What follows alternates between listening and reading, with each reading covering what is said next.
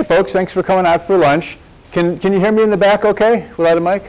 What I'd like to do is keep this informal, so if there's any time you want to interrupt with a question, let's just make it a conversation. We don't have to save all the questions to the end.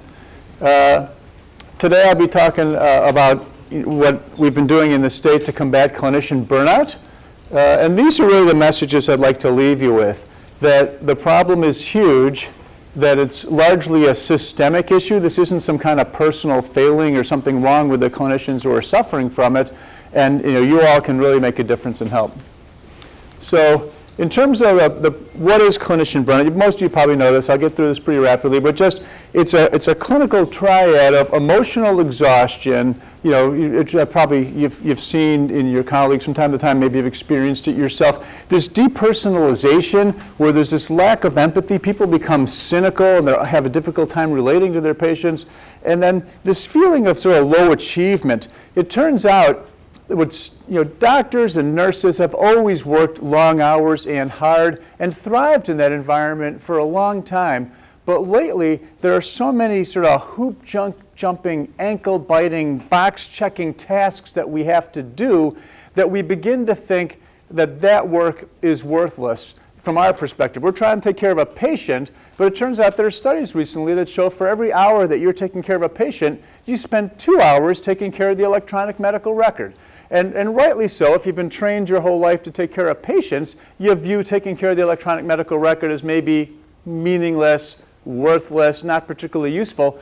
And when burnout sets in, we clinicians begin not only to think that the work and this administrative trivia that we're doing is worthless, we begin to think that everything we do is worthless. And if I become cynical, I'm unable to show empathy to you, I begin to think everything I do is worthless. Do you think you're going to appreciate that, Joe? Yeah, so the patients begin to have a lower patient experience when they have burned out clinicians, and if patients have lower experience quality level, what happens is they're less likely to follow their physician's or their nurse's advice, and then of course they're less likely to take the prescriptions they're supposed to, less likely to do the preventative maintenance they're supposed to, and then the quality of their care actually suffers. So when the clinicians begin to feel like our work is worthless and not particularly helpful, the actual level of the care we deliver suffers. In the United States, there are studies that estimate that physician burnout is roughly 54%, and 96% of physicians in America think it's a problem. Now, I took these pictures out of the literature from various articles on clinician burnout. It turns out not one of these people are a nurse or a doctor. Every single one of them is an actor. And we wrote a paper. We had to hire an actor to pose like this. And the actor told us, a few years ago I had to pose like this once a year for a burnout article. This actor told us now he poses for a picture like this 2 or 3 times a week, and it's depressing him. You know that clinician burnout is beginning to be a problem when the actors that portray us are depressed and getting burned out because of it. Now, here's one of the studies that came out of Mayo who's done a lot of work on this, and they notice that burnout is increasing. And here's a report from Medscape, and they notice that burnout is actually worse with women. It turns out women, particularly in the sandwich generation, who are taking care of their children and their parents, and they're trying to take care of parents, and they've got all this administrative trivia layered on top of it, are more likely to suffer from burnout.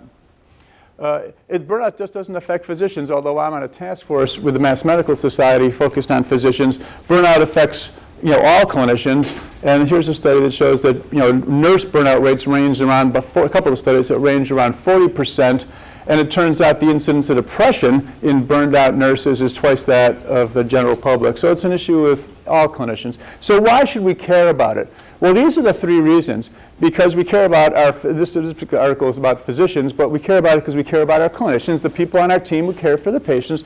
We care about it because it affects the patient, and oh, by the way, it affects the bottom line. So in terms of clinicians, burnout obviously reduces our satisfaction, makes us unhappy, but it also is clearly associated with alcoholism, substance use disorder, depression, anxiety, and suicide. Sadly, we lose about 1 physician a day in America due to suicide, which means about 1 million patients a year lose their physician due to suicide. And suicide, it turns out, is even worse among female physicians than it is among male physicians. We care about burnout because it affects the patient. Here we see that patient satisfaction, engagement, quality have all been associated with levels of burnout amongst clinicians, like we talked about earlier. And these are not theoretical risks. There are all sorts of studies that show this is happening all over the country. I'll just call your attention to this one here. Mayo Clinic said that physician burnout is at least equally as responsible for bad patient outcomes as unsafe work conditions. And I'm sure none of you would tolerate unsafe work conditions on your floor, and yet I just told you half of American clinicians are burned out. So we've got a real problem here. Now here's a story that comes out on clinician burnout, and interestingly, it's not in a medical journal. Look where it's from. So why do they care? Well, they care because it affects the bottom line. Burnt out physicians are much less likely to generate income. They affect teamwork and morale, and they affect healthcare costs negatively. Mayo Clinic figured out that for every 1 point on the Maslow burnout scale, it's a 7-point burnout scale, for every 1 point higher on burnout, you're 30 to 40% more likely to cut back your hours next year. And it turns out retention and recruitment is a real issue for all healthcare organizations, particularly in Massachusetts, particularly, in fact, in Western Massachusetts. So burnout has direct costs to the institution. You can see here these direct costs, and then it's got indirect costs. It turns out that burned out physicians are more likely to order unnecessary tests, more likely to make medical mistakes, more likely to be involved in medical malpractice cases. So this is really a big issue. Now there is a way to calculate a financial return for addressing clinician burnout. In this case, I'm not going to belabor you by running through all the details, but this is available in the PowerPoint. You can look at the article. It turns out that if you address burnout, you have a happier staff. There's all sorts of things that accrue to your bottom line, and there is clearly a financial return on investment for doing it. And the easiest way to calculate that is simply by your retention. If, in fact, most studies suggest that to replace a physician costs anywhere between $200,000 and $1 million, and most people think it's at the higher end of that range when you consider the patient slots that are missed as the practice goes unfilled, the ramp-up cost, the recruitment, et cetera.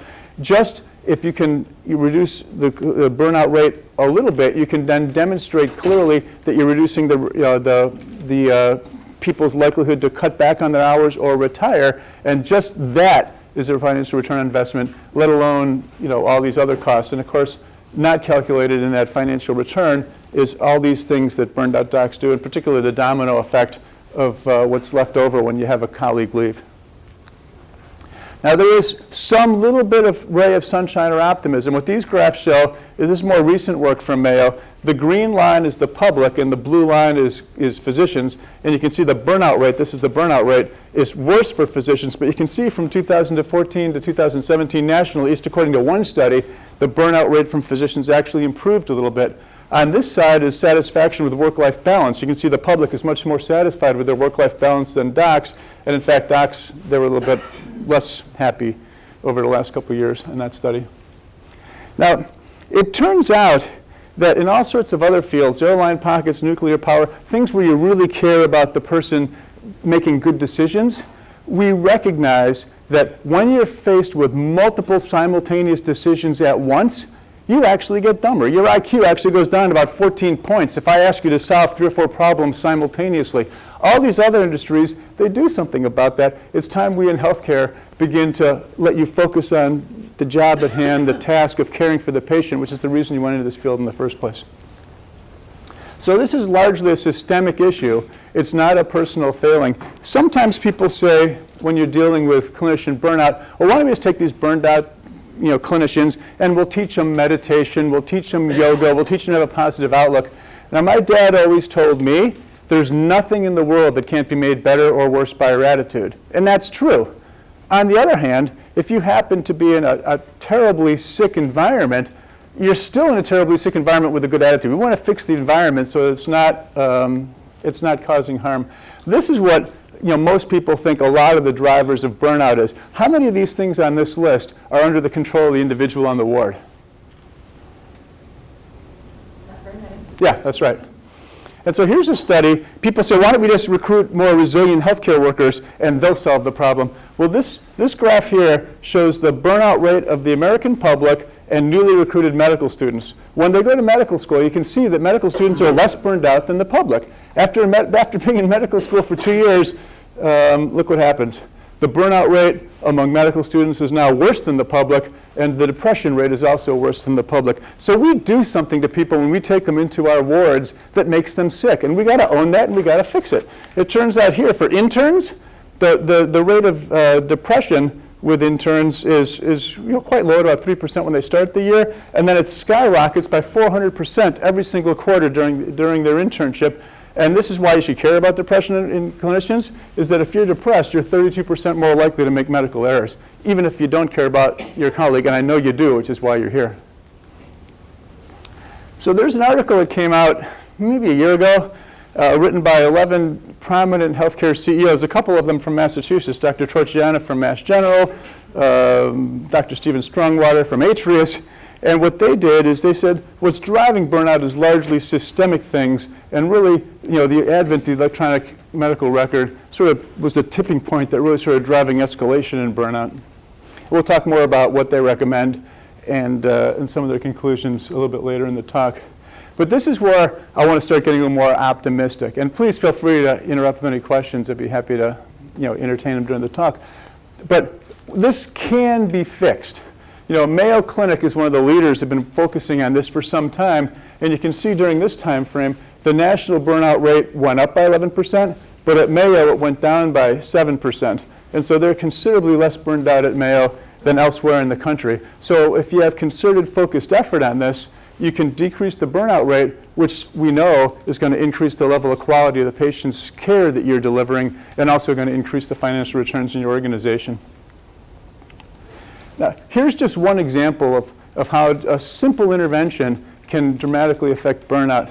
In this study, what we did is, the investigators did, is they asked people, what brings you the most meaning out of what you do? For me, it's easy. I'm a radiologist, but I'm also a neuroradiologist, musculoskeletal expert, and I love MRI. And so in my private practice, where I worked for 25 years, if I had a week where I did at least 20% MRI, I felt that was fulfilling and it made me feel good. If I did a week where all I did is barium enemas, I'd begin to feel a little bit less happy. So what they figured out was that if people could do 20%, spend 20% of their time on what's most meaningful for them, they could considerably decrease the burnout rate, almost cut the burnout rate in half.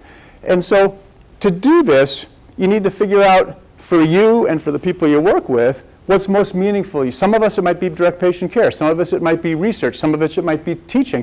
For some of us, we don't even know because we've not thought about it. But if we do think about it, and our immediate leaders ask us, what is it that you like to do, and try to give us some of what we like to do, it reduces burnout. It doesn't cost anything. Now, as I mentioned, I'm on this task force with the Mass Medical Society. About a year and a half, the president of the Mass Medical Society, Dr. Alan Chowie, and I sat down. He was about to become president of the society, and we tried to figure out what we could do to improve the quality of care for the patients and the staff in Massachusetts. And the first thing we thought of is, why don't we address interoperability of EHRs? So we brought in a bunch of experts to come talk to us about addressing interoperability of EHRs, and we quickly realized that wasn't something we're going to be successful at.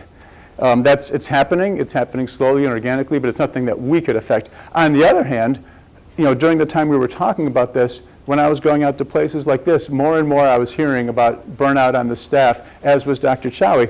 So what we did is we went back to our respective organizations. I went to MHA, he went to MMS, Mass Medical Society, and we said, can we put together a statewide task force to effectively evaluate the causes and come up with solutions for this problem that can be deployed across the state.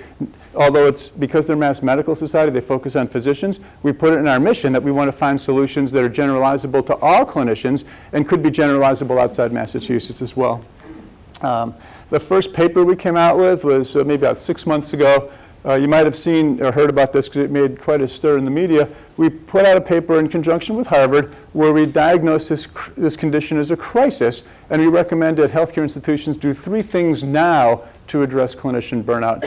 One is all healthcare organizations of a sufficient size ought to hire a chief wellness officer whose role is to measure burnout or well-being, however you want to look at it in your organization, keep track of it and improve it and be held accountable to improve it.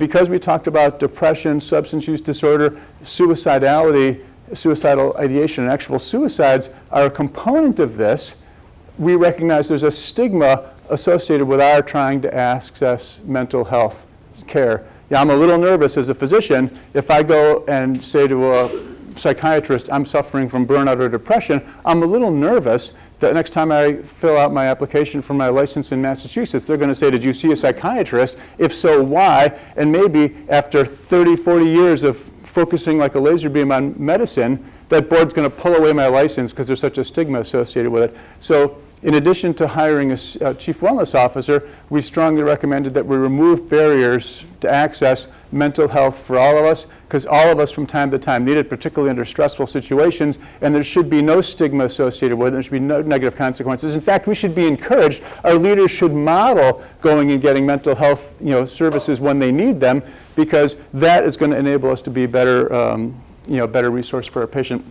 And lastly, we recommend optimizing the EHR to remove administrative and unnecessary tasks and clicks to make your life better. That's what this paper had. It was covered by this healthcare reporter, Priyanka, in the Boston Globe. She said she got more links on her blog, more feedback from the public on this than any other topic she's ever written on, which is remarkable.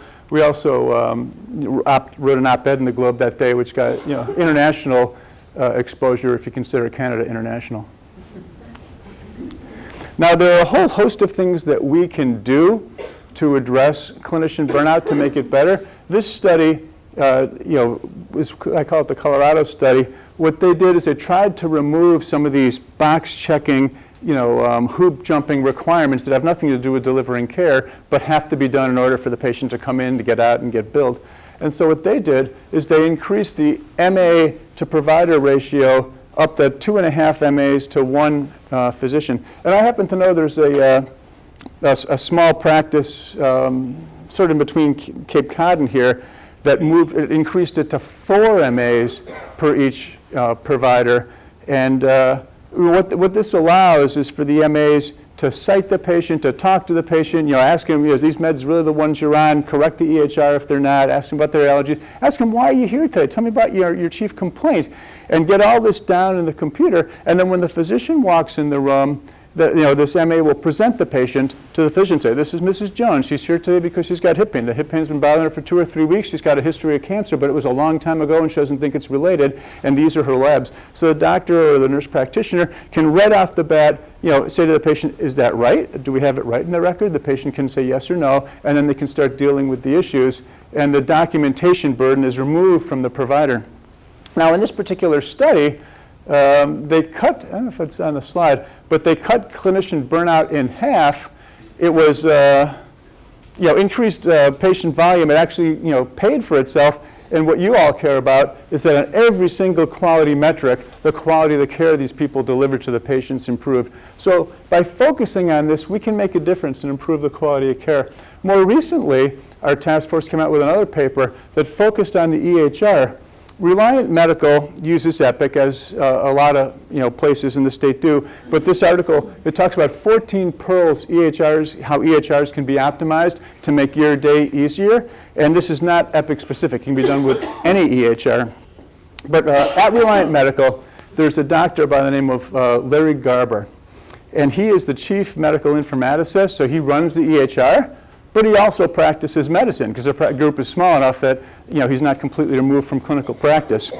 And he told me that Epic, the EHR that he has, they did a survey of the users across the country for, ask the clinicians how usable, how user-friendly is this, how intuitive is it?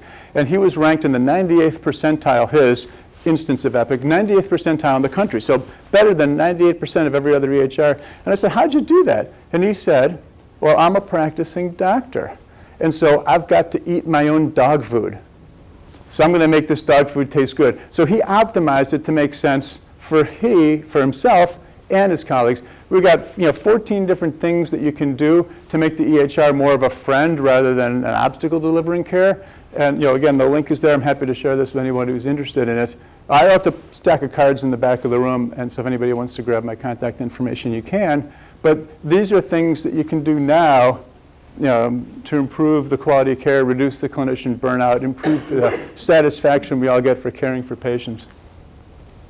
One of the members on our statewide task force we're doing with MMS and MHA is at MGH, and they have their own committee that's addressing burnout internally.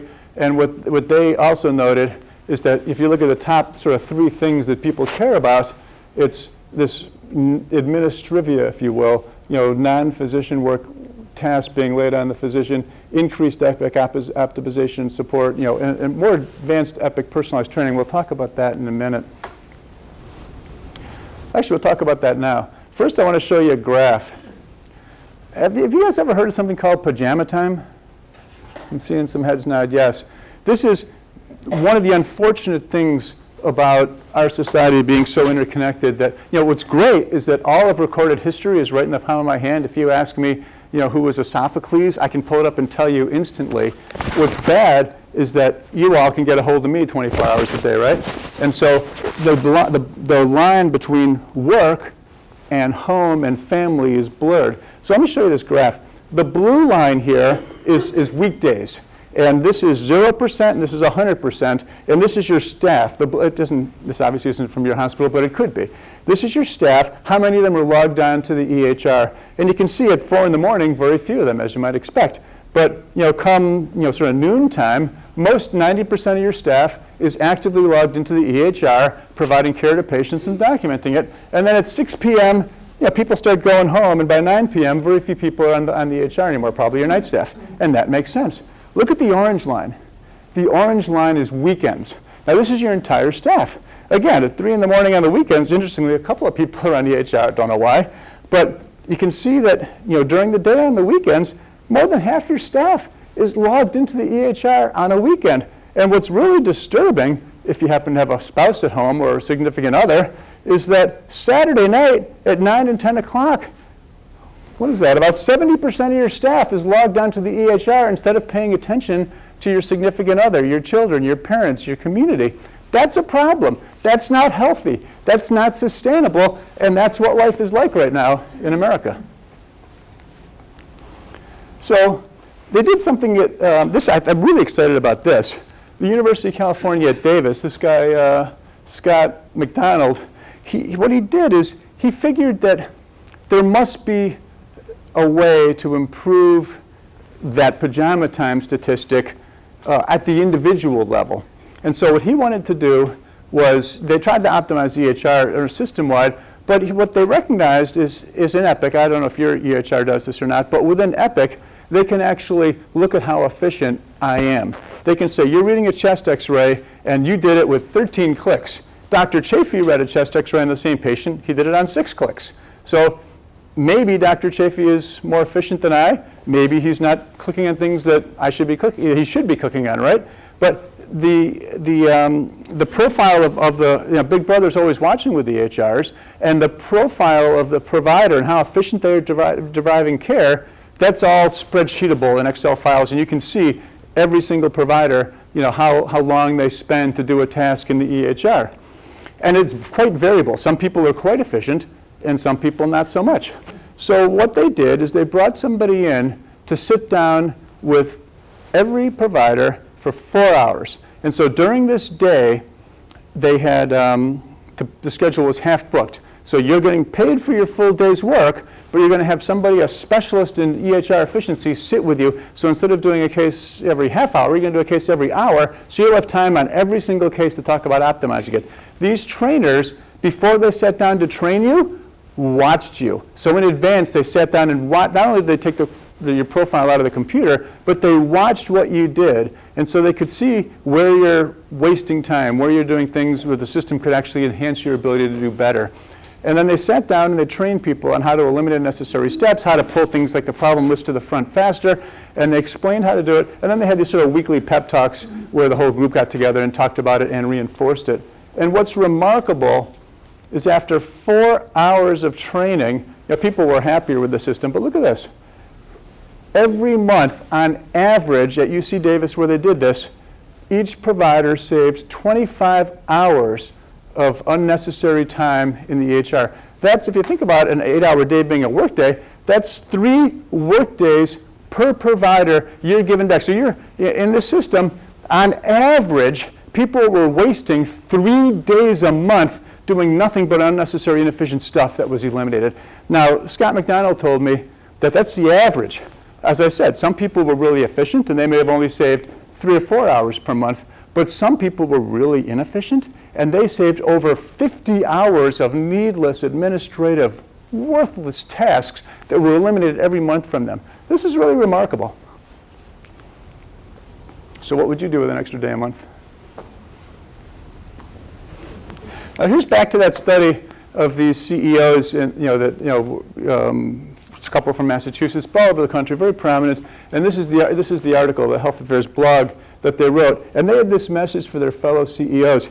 And I want to ask your opinion about this, because we're trying to figure out, we've done some work on our task force, we've worked for 1.5 years, and frankly, we don't want this task force to go on forever. We want to fix the problem, move on to the next one. And so we're trying to come up with our goals for what we're going to hold ourselves accountable as a task force for the year. And one of the things we're thinking about is sharing this message that these CEOs wanted to share with the CEOs across the country. What these CEOs recommended is that every organization, this organization, my organization at Beverly Hospital, and every other one in between, ought to be regularly measuring a metric of burnout. And you can say a measure of wellness if you'd rather, well-being. It doesn't have to be burnout. But we should, as organizations, we measure patient experience. We measure quality of care. We measure ER turnaround. We measure radiology turnaround. I mean, you think about all the things we measure. And of course, we have financial metrics. We measure unfunded liabilities in our pension. We measure balance sheets, income statements. We measure a lot. We should be measuring the well-being of our workforce. And it doesn't matter what the metric is. We're not going to tell you, at one institution it may be very different from another because all care is local. But they're recommending, and we're thinking about, and this is what I want to ask you to think about, we're thinking about asking all the member institutions at MHA and the non-member institution, only big hospital system in the state that's not a member is Steward, we're thinking of asking the CEOs and CMOs of these organizations to sign a commitment letter, something along the lines of what these CEOs are recommending, which is regularly pick a metric of burnout and measure it, report out that measure of burnout at the institutional dashboards at the board level, evaluate and track the institutional costs of burnout, because it's very tough to convince a CFO to spend resources on burnout if he doesn't see there's going to be a financial return on investment, or she doesn't see. It turns out that people don't quit jobs. People quit the leader who's supervising them. So leadership training of physicians and people who lead clinicians is important, and so they're recommending that. Address more fully the clerical burden. You remember that 25 hours a week that they removed? At Atrius, Dr. Strongwater, the CEO of Atrius, is one of the people who wrote these recommendations. At Atrius, by focusing on just the EHR, they eliminated 10 million clicks a year. Think about that. 10 million clicks a year, at one click a second, it would take you 12 days to do 1 million clicks. 10 million clicks, I don't know how many days that is, but it's a lot of days that they were just wasting paying people to do unnecessary clicks. So eliminate this administrative burden. And think about this. The tasks that don't require the unique training of a physician or nurse, we're pretty highly paid physicians and nurses. We ought to be delegating that work to someone else who's less well paid. It financially makes sense. But also just think about that cognitive burden I was talking about, trying to do multiple tasks at once. When was the last time you saw on TV a lawyer arguing in front of the Supreme Court or the district court, some important case in front of a jury, and while they were arguing that case, they were documenting what everybody was saying on a computer? It's ridiculous, right? But that's what they're asking us to do. Offload tasks to people, whose training is more appropriate. So there's a whole list of evidence-based human solutions that can help address burnout and make things easier for us. These are a few of them that I've put on this slide. But before I get to that, I did mention that I'm thinking about, for the opioid epidemic, we thought it was a real problem in the state at MHA, and so we developed a set of guidelines for the emergency rooms, for the hospitals as a whole, and we asked the CEOs, the ER chiefs, and the CMOs to sign commitment letters to follow these best practices. And every single institution in the state, signed those best practices. So I'm thinking that this is as important, and that we ought to be asking CEOs to commit to we haven't figured out what the commitment letter is going to say yet, but something along the lines of what those 11 CEOs were recommending the country do. Does that resonate? I mean, is that a crazy idea? Because we're trying to set our goals for this year. I want to know if that should be a goal. I'd ask anyone in the room your thoughts. Well, for example, that paper we wrote about Reliant, I don't remember all 14 of the pearls that I gleaned from Larry Garber, but what they did is they wanted to eliminate sort of unnecessary stuff. The AMA recommends the same thing. Let's say you have a patient who's got high blood pressure. They've had high blood pressure for the last 10 years. Between you and me, we probably think they're going to have high blood pressure for the next 10 years, right? So they're on a high blood pressure pill. They've been on the same pill. They're well controlled. They come in. If you write a prescription for 3 months, in 3 months, they're going to have to call your office. Someone's going to have to bother you to say, hey, can you rewrite that? Can you refill that prescription? Well, what if for people that are on chronic medications that you know they're the right medication for the patient, you write a prescription for 3 months, refillable 4 times a year, so that all the tasks having to do with refill this chronic medication that you know the patient's going to be on all year are done automatically. The EHR can be optimized so the scripts are written that way, so you don't have to do it. Let's say you got a patient who's on statins, and they're going to come in to see you as a nurse practitioner. Well, you're probably going to want to know what the patient's blood work is to see if the statins are negatively affecting their liver or their muscles. So the EHR, when the patient's scheduled, before they show up, the EHR should say, hey, the patient's on these meds. That means these lab tests ought to be done before they show up. So when the patient walks in the office, you say, you're on the statins, your meds are great, you're good to go for the year, and here's scripts for a year so you don't have to talk about it again. Or would you rather say, we'll order some labs, you call me next week, we'll figure it out. And what kind of experience is that for the patient? What kind of experience is it for you? The EHR can do all this stuff automatically. EHRs aren't as smart as you. They can't think like you. They can't care like you. They have no emotions. But what they're really good at is doing the same thing over and over and over and over again. And these are the kinds of things that can be optimized in the EHR. First of all, our EHR notes are about 10 times longer than every other civilized country in the world.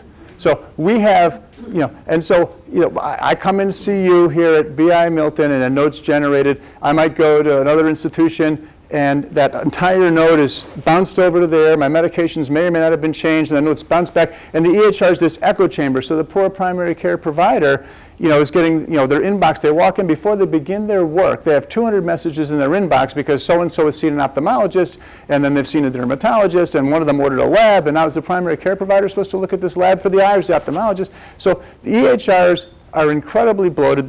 Because of the lack of interoperability, there's this echo chamber where you're constantly presented the same information over and over and over again. And so, standardizing, optimizing, fixing that's one issue. The other issue is what needs to be done by who or whom. And that's what I think is key to your point. And I will tell you, as medical staff president at Beverly Hospital, from time to time somebody would come to me and say, the Joint Commission requires this. Doctors have to stand on their head. They're going to be unhappy, and it's because it's Joint Commission required. So what I got in the habit of saying is, okay, we can do whatever is required by the Joint Commission. We care about quality. Would you show me where in the Joint Commission guidelines that particular thing is required? And about a day or two later, I go, well, it's not exactly written in the Joint Commission. It's not exact. Our interpretation, we want to be safe. We want to make sure we're prudent. No. Take a look at, when someone says something is required of you, the MAs have to write it, then the PAs have to write it, then the doctor has to write it, and they're all writing the same thing. Is that a Joint Commission requirement in black and white? If it is, obviously we jump through that hoop. Or is it compliance thinks if we do that, there's no chance we'll ever have a problem? Well, that's great that there's no chance we'll ever have a problem, but if a third of our staff quit, that's not so good either. And so when you're faced with questions such as this, always good to go to the source reference. Where did this requirement come from? Why are we doing it? Is this a guideline? Is there for example, the ONC, Office of National Coordinator, who oversees EHRs in the country from Washington, from CMS, they came out with some guidance recently where they're saying it's okay for an MA, like I was just talking about, to talk to a patient, ask, record the history of physical, maybe even do some vital signs and whatnot, put it in the EHR, and then the physician or the nurse practitioner or other provider can come in, double check it with the patient and say, yes, that's true. Same with the medical students. They don't have to write it over and over again. So these requirements, sometimes these administrative documentation burdens, sometimes we put on ourselves when they're not required by anyone other than we're trying to be a little bit too cautious. And obviously we want to be prudent, but we don't want to be breaking the bank. Does that make sense? Does that answer your question? No, you're upset. I mean, when you think about, you looked 20 years ago, it was probably this thick. You look at it now and we just document, we're trying to find out what's wrong with the patient. It's the same progress note day after day after day. There's one sentence that's missing. It's a lot of white noise and we're missing, I think, a lot of stuff. But it would help to have the evidence to say, this is the minimum amount of documentation that's required. That would be, it was really hard to find that. We did a lot of searching. And of course, there's different kinds of documentation. There's quality metric documentation to get paid for the quality metric bucket of cash in your AQC, ACO contracts. There's, documentation. What we really care about as clinicians is communicating with each other. Somebody comes in, they have a broken shoulder, I look at it, I'm not sure if it needs surgery, I send it to a specialist, the specialist says, I don't think this needs surgery, a $50 sling would be fine. That's what I want to hear back. I don't need the cut and paste in the 40 pages of nonsense that comes out of Atrius with that. I'd just like to know, you told me you don't need it. And so, we as a system ought to be addressing that. That's a really good point. Any other questions? So this is a list of what the literature tells us yes, I'm sorry. I did have What, Angela? Angela, hi. So I think physician burnout is very real and it is a very real problem. But one of the things that really glares to me is that this is about, you're talking about only physician burnout and the ramifications of physician burnout. I'm PI manager here at the hospital. A lot of what I'm seeing is physician burnout as a trickle effect of other modalities burning out first. And it's glaring to me that that's not really reflected. I think you're 100% on the mark. It's a great, it's a great conclusion you've come to.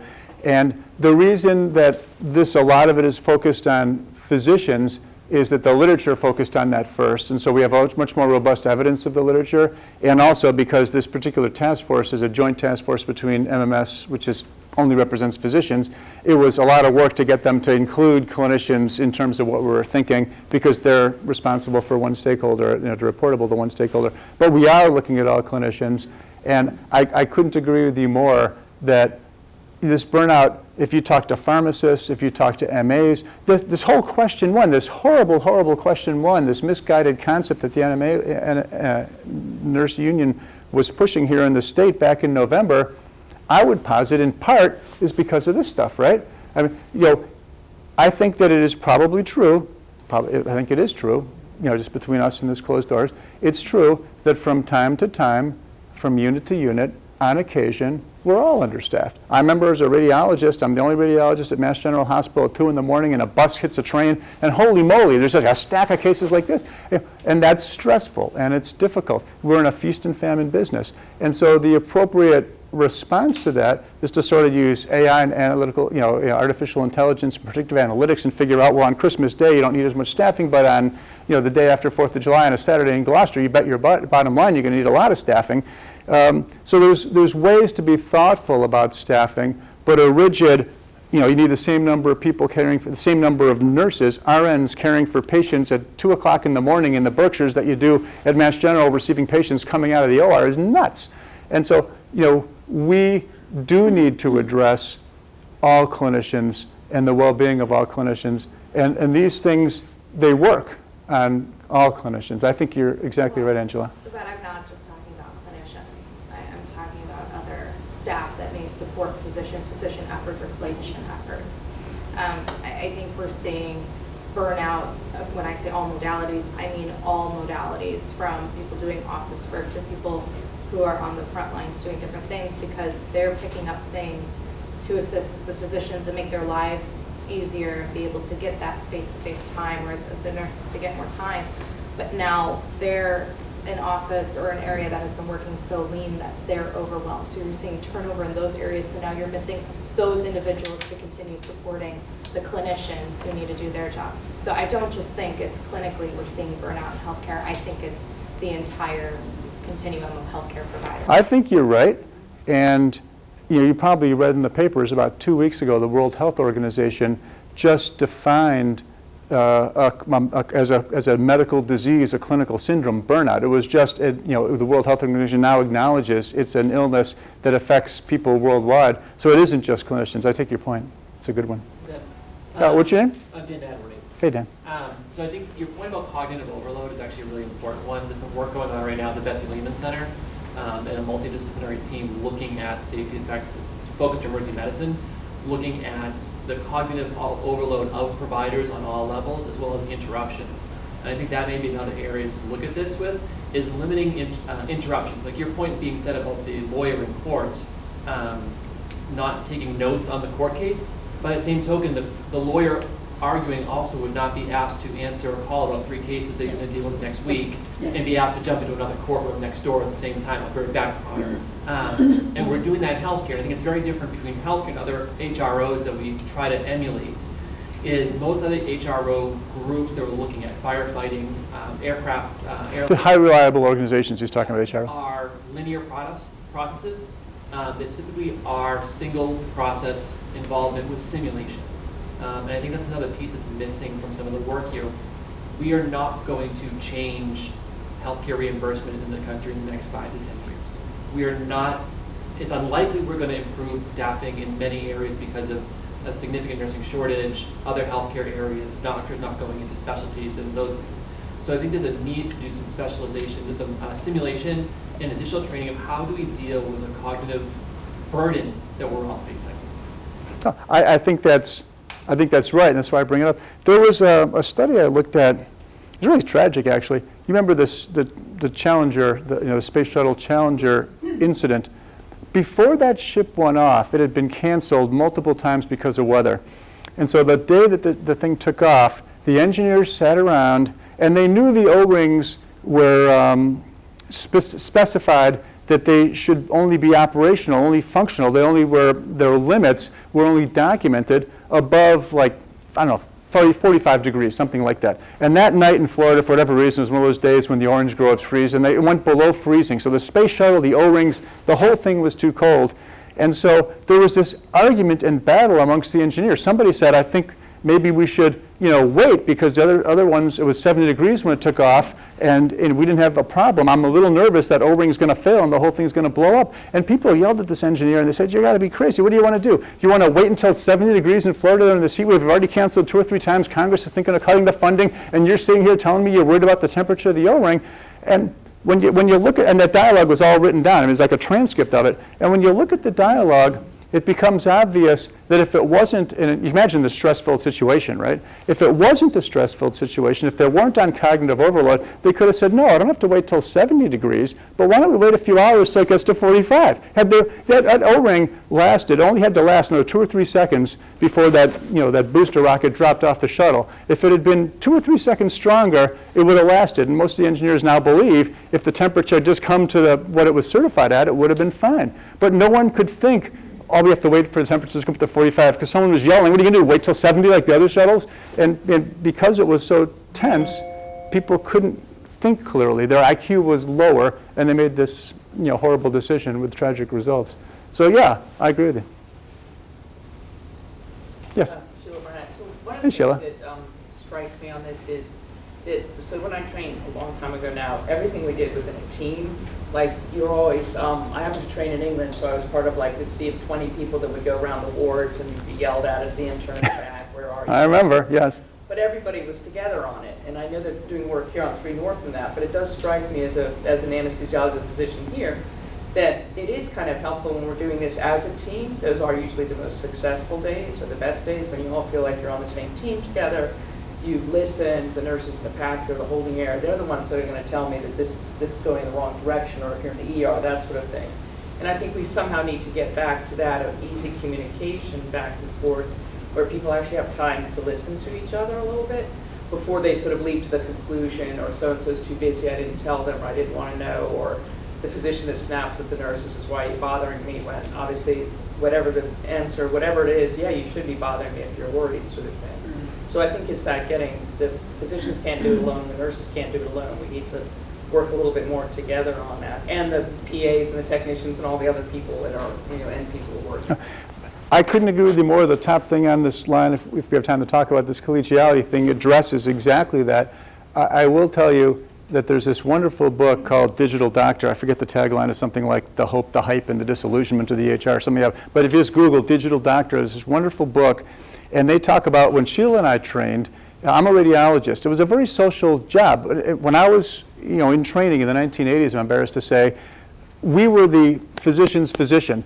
Teams, the surgery team would, like you say, like 20 people would all come down and say, we'd like to, do the radiology review. And there are patients who were sick in the ICU. We'd go after film, and they'd tell me what was going on with the patient. I'd show them the x-ray. We'd talk about together what this infiltrate in the lung means. Does it mean CHF? Does it mean pneumonia? Does it just mean atelectasis? Does it, the tube in the wrong place? And it's amazing how much better care we could do when we talk to each other. Because I would think it looks like pneumonia, and they would tell me, well, actually, this patient just came back from India where TB is epidemic. You think it could be TB? It's like, I wasn't thinking TB, but now that you share that with me, of course this could be TB. And so this interaction led to better care. Above and beyond that, it led to socialization. Like this, what we're doing now, this is important. You actually get human, we're social beings. Now, when you look at the training of radiologists and those same surgical teams where I trained, they're all sitting in little cubicles in front of a computer going like this. The radiologist is sitting in a dark room talking to a computer by themselves. Now, because of the miracles of voice recognition and EHR and everything, as soon as I say that's a pneumonia, the report's all over the floor so that the team doesn't have to come down to talk to me. They can just look at their own little computer in their own little closet in their own bathroom-sized room. And this lack of talking to each other harms us as human beings. So in the Mayo, again, is a place that's in the forefront of doing some of this research. What they did, they recognized this team building, this collegiality, getting to know each other was important. So they paid people, I think it was about once a month. They said, first they did it during the day. They said, you four in the front row, you can go out and have lunch for an hour. We'll buy it. The only rule is you can't talk about anything related to work. You can talk about your kids, your aspirations, your dreams, your fears, your parents. You just can't talk about work.